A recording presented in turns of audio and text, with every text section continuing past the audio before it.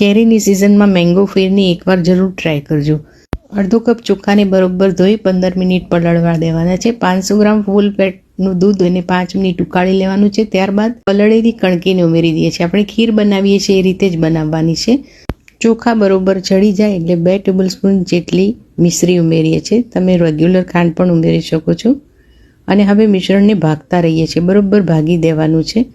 ત્યારબાદ મેં 1 ટેબલસ્પૂન દૂધમાં કેસર પલાળેલું એ ઉમેરી દઈએ છીએ. કેસર કેરીનો પલ્પ મેં ગાળીને લીધેલો અડધો કપ ઉમેરી દઈએ છીએ. ઇલાયચી પાવડર અને જાયફળ પાવડર સાથે સાથે બદામની કતરણ, પિસ્તાની કતરણ ઉમેરી દઈએ છીએ.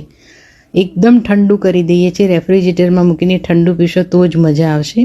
હવે એને સર્વ કરવાની રીત: થોડા કેરીના ટુકડા 2 ગ્લાસમાં ઉમેરી દઈએ છીએ. ત્યારબાદ ઠંડી થયેલી ફિરનીને ઉમેરી દઈએ છીએ.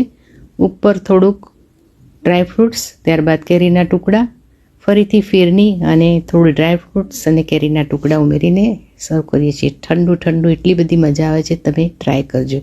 Thank you.